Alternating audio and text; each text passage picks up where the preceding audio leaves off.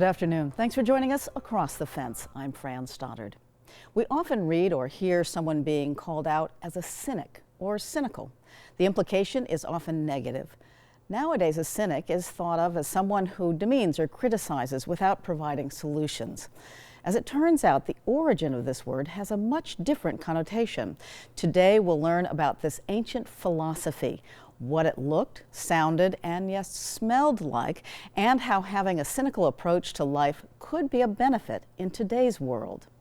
In a new book, How to Say No, an ancient guide to the art of cynicism, UVM Classics professor Mark D. Usher introduces us to the original cynics, traces their influences, and translates their wisdom for modern life. Mark Usher joins us over Zoom. Thank you so much for coming on and teaching us about how to be better cynics, Professor Usher. Well, thank you for having me. Diogenes would be very happy for the publicity. Indeed. So to start, what is the Greek origin of the word cynic? And what did it mean to be a cynic in ancient Greece? Great. So, cynic is a Greek word that means dog-like. And the cynics were called dogs by their detractors because they basically behaved like dogs. They lived out of doors. They did all their private business out in public. That includes defecating, urinating, copulating, use any sort of Latin-based euphemism you want to describe bodily functions. And they did this on purpose, and they did this to kind of prove a point that people, we live according to cultural conventions to an extent that is sort of harmful to us. And if we look to nature for our guide and to animals for how to live, they live more in harmony with their environments. And so the cynics were trying to show us that in their lifestyle. And cynicism was very much a lifestyle and not like a philosophy you would study. Right. So this was in the 4th century BC, and let's talk about why this lifestyle. Was it really all for show? Was it to provoke outrage? Was it, what was their goal by acting dog-like? Well, it was for show in a way, but it wasn't just for show. So they were trying to make a public statement about our reliance on conventions of culture and things that we think that we need, whether they be institutions or social norms or even items, food, types of activities that we engage in. And they were keen to show that we're dependent upon them. And they were seekers of autonomy. They were freedom seekers in the best sense of the word.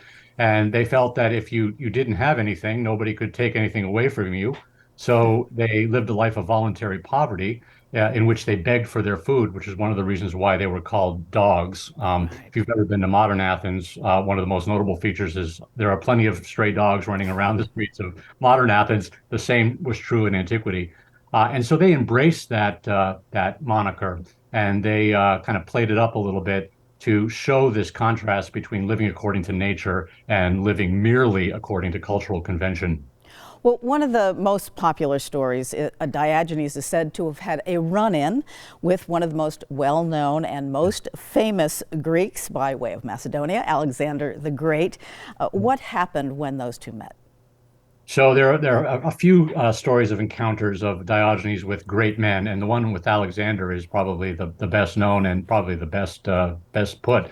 So Alexander comes by, and Diogenes at that point he lived out of doors. He was voluntarily homeless, and he lived in a giant storage jar called a pithos.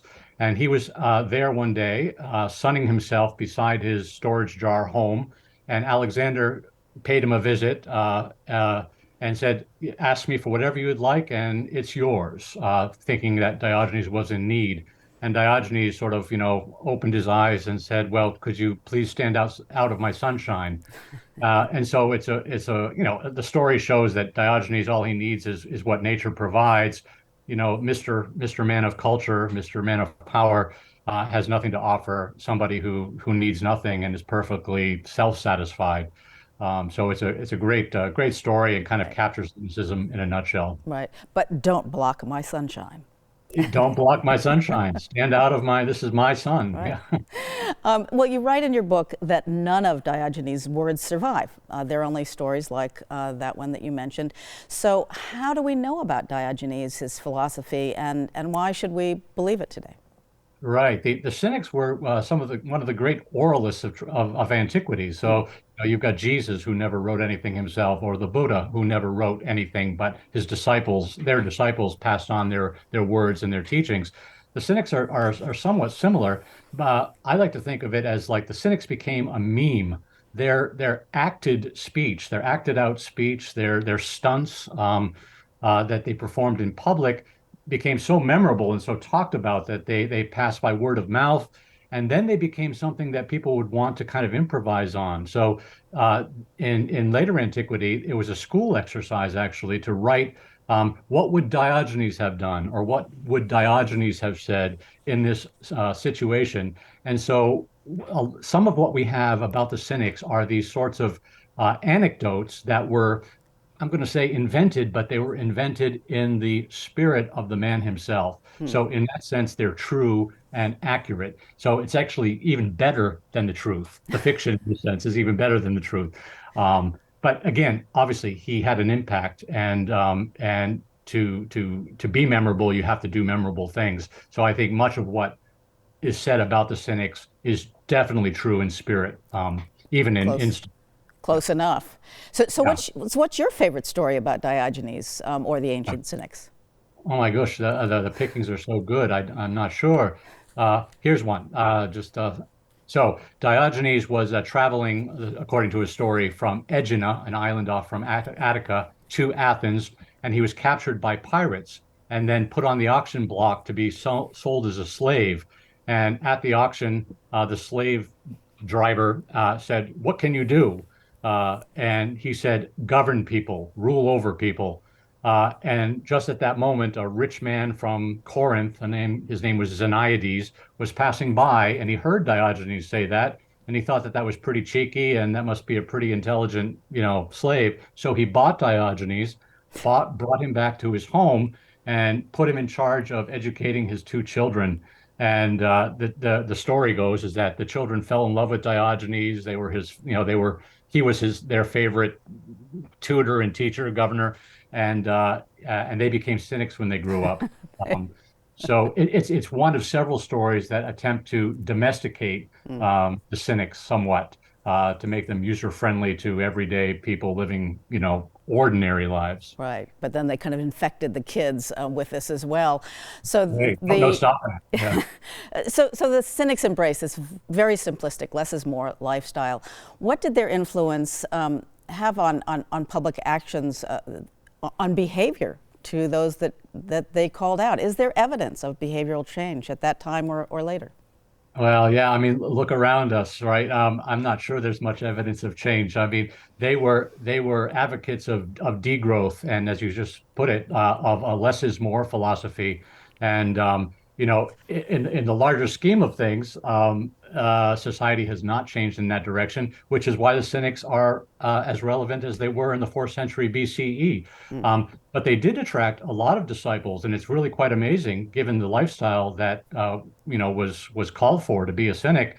And pretty much every Hellenistic city, that is, cities after the fourth century up until late antiquity, so the fifth century AD, had its resident Cynic. Hmm. And it became sort of mascots where they were like public reminders of the excess that most people were engaging in. So it had a longevity, the movement, and even though the impact was in pockets and on an individual uh, basis. Sure. So you had to translate the ancient Greek sources into modern English. Talk about the challenge of translation and how you chose to walk that fine line between accuracy and understanding for us today. Translating the cynic anecdotes is a lot of fun because they're almost every one is humorous. I mean, the point is to make a joke at somebody else's expense, and that's the kernel of what the modern sense of cynicism, the modern word cynic, has taken over. But again, they were much more serious about that. So in translating, people talk about accuracy in translation, but I find accuracy is overrated, meaning that a lot of times when people say accuracy, they mean pedantry. Hmm. What you really want to capture is obviously what the original text says, but you also want to capture the spirit of it and what it means in contemporary setting. So that's what I tried to do in translating, and it was a lot of fun to do. Well, what about that wisdom? What wisdom can we take for today that the ancient cynics gave to us?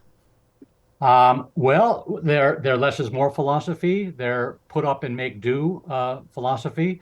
I think they speak to the whole decluttering and detachment movement. Marie Kondo has nothing on the cynics in that regard. And they also were aware an amazingly prescient way, for me at least, of what modern economists call externalities. And that is the harm that's caused by one's personal indulgence, but also societal excess. So we tend not to think of what happens down the line when we buy that television set or when we buy the new car, even if it's an electric car.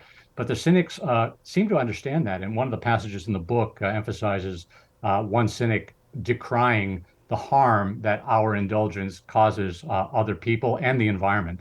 Right, so it's not just about denial, it's really about awareness and knowledge of the costs of indulgence and luxury. Exactly. They also would certainly promote our buy local movement.